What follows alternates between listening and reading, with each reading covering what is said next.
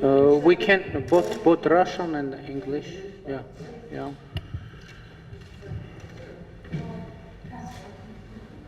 So, yeah, please, Sophie, go Associated Press. Hello. My question concerns international relations. How international relations Armenia will pursue.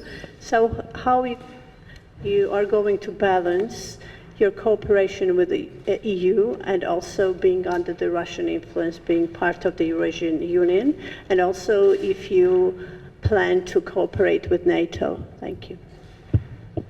You know, I don't like this sense. You said that we are under part of Russian influence. We just part of the organization like Eurasian Economic Union, and for example, we are part of the. We are a member of the Council of Europe, and I don't think that anyone can say that we are under influence of the Council of Europe. We are partners with Russia.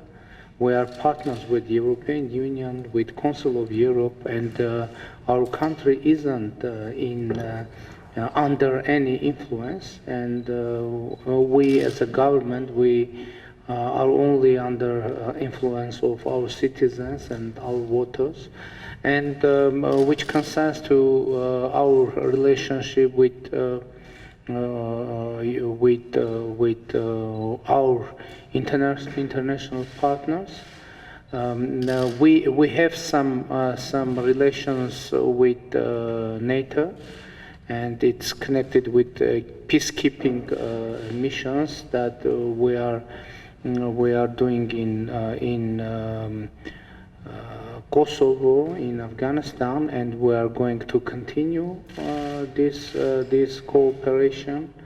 And we have some other cooperation plans also, but we have no plan to be a member of NATO. We are a member of the Organization of Collective Security. And we are, as I said, we are a member of Eurasian Economic Union, and we are going to develop our relationship with all our partners. But we aren't going to develop our relations in one direction in expense of the other direction. So we will develop naturally our relationship with all our international partners. Thank you. Margarita Reuters, please. So election results have been announced, and the bloc your party is part of won overwhelmingly, I would say. So don't you think that it's a kind of burden for you to have such a big majority at the parliament? Isn't it a challenge for you and for your, I don't know, allies, supporters at the parliament? Because those two parties which cleared 5% threshold, well, they're actually kind of moderate opposition, I would say. And this is one. And second, isn't it challenging for you who were, well, successful revolution leader, to become leader of the country and to sit in this office? Thank you. You know, there is no life in politics without challenge. It's a challenge to be opposition leader. It's a challenge not to have majority. It's a challenge to have majority. It's a challenge to have big majority. It's also challenge to have small majority, etc. Everything in our life, and especially in the political life, is a big challenge. And we aren't feared from that challenge, and we are going to face any challenge as we did as a oppositioner, as a political prisoner, as a journalist that have been persecuted within many years, etc. And to challenge, it's absolutely normal thing for us, and it is part of our life and my personal life as well. Thank you. Ilya? Rayhan, BBC, please. First of all, I wanted to congratulate you on this overwhelming victory. You know that a lot of us, we've been following and covering the revolution day by day, and we can see that you delivered on your promise to hold free and fair elections, so congratulations. But also, during the revolution, you were using non-violence. That was one of your main achievements. But in the election campaign, we've heard you saying things such as to grab by the throat. You were referring to loyalists of the Republican Party. And your rhetoric has changed. By the throat, reference to them. That's one. You also were saying very clearly that there will be no political vendetta. We've seen the arrests of former government officials and their relatives. If you can comment on that. And the third point is your critics are saying that you are, of course, very, very popular at the moment. People love you. We can see it. But your critics are saying that you don't really have a strong enough team to fulfill on your promises, such as economic revolution. If you can comment on that, please. Thank you. You know, to be honest, I don't remember that I've said that I'm going to grab anyone from throat. Maybe something very similar to that I've said, but you know, it's just a metaphor. And you know, I'm kind of writer, not only politician. And for me, I like to use metaphors to depict current or future of or previous political processes, and you can be assured that I didn't grabbed anyone from throat, etc., etc. And which concerns to political team. You know, is it possible to make such a big difference, big changes in country when we had authoritarian rule within 20 and more years without strong team? Is that possible? It's impossible. If our team isn't strong, how it managed to do that, to organize such revolution and overthrow authoritarian rule with support of police, army, criminal groups, etc. How it's possible? It just PR campaign against our political team, because our political team and our ministers they are having activities, big activity against corruption.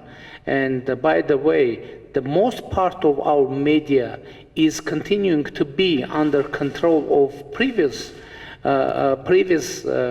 the member of previous government, or to be more precise, under control of the family of the previous presidents, and they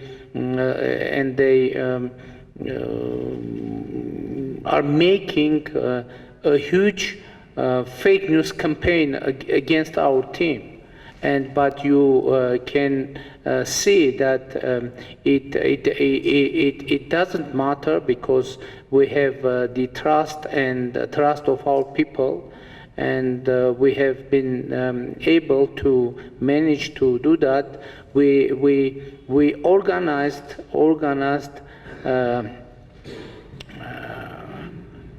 most free, transparent, and democratic elections in our country, and I don't mean only these elections, but I mean also the election of the Yerevan mayor and the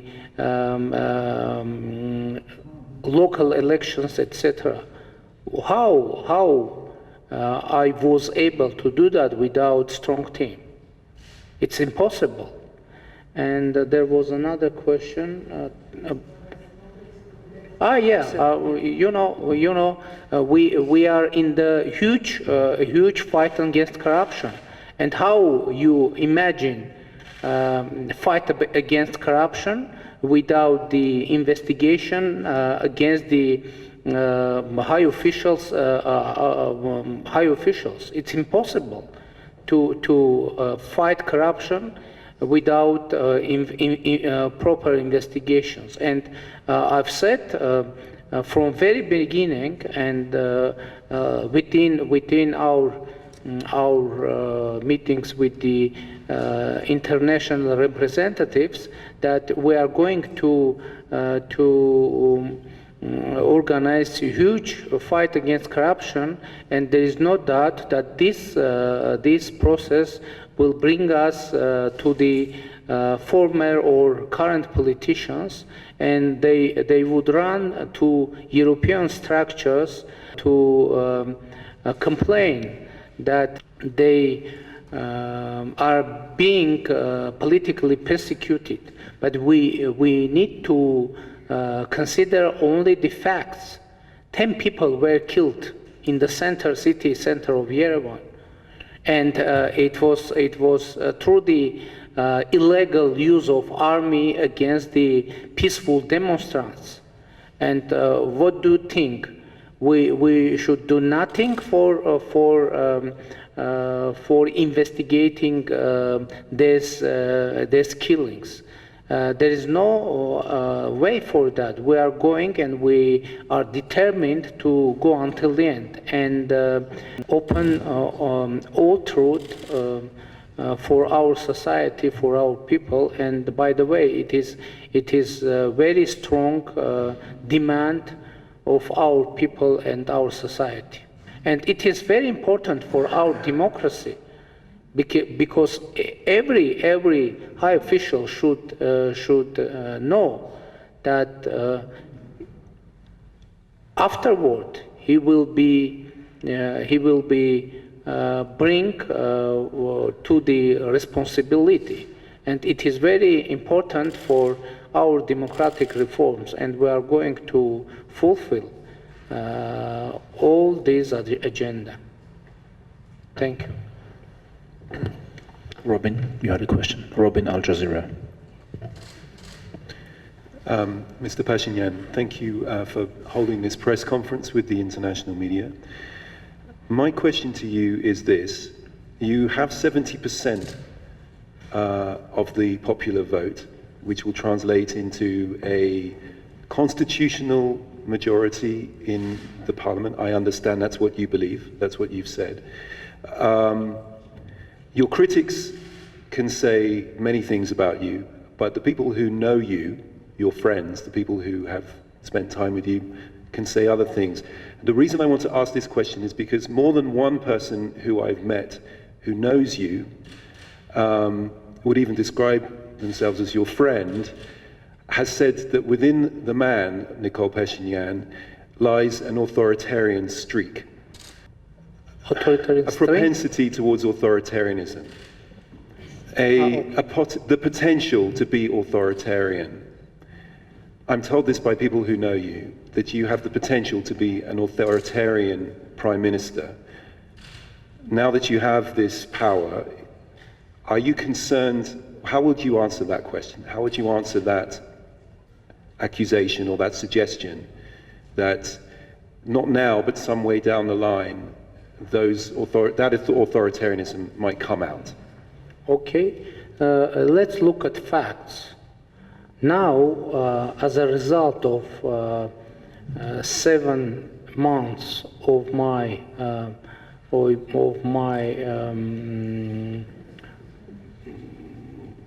not my role, but okay, good word, yeah, okay. We have our press, our media is free, is more free than ever. We have never had freedom of speech and press ever more than now. It is most democratic, and it is I think within from within our independence, it is our current elections is more democratic and real democratic, free and transparent elections, and we have had already three elections within last seven months, and now Armenia is a real democratic country, and we have we country with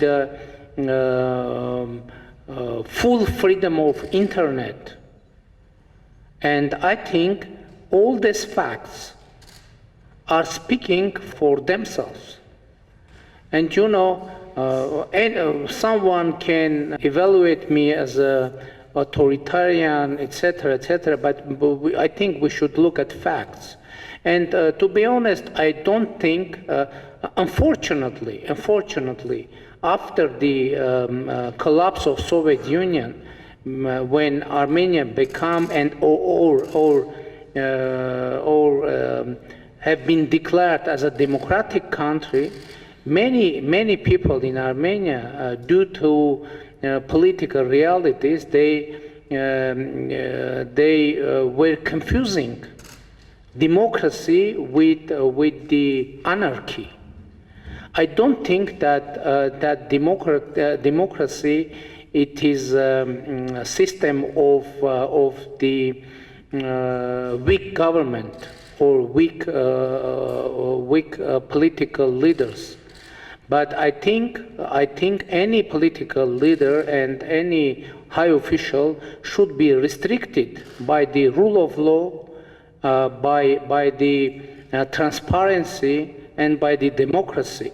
And it is an obvious fact that now in Armenia all officials are restricted by the rule of law, by transparency, by freedom of speech, and by the democracy. So democracy, it's our belief, and maybe my style can be not very nice for some people or for many people, but reality is more important than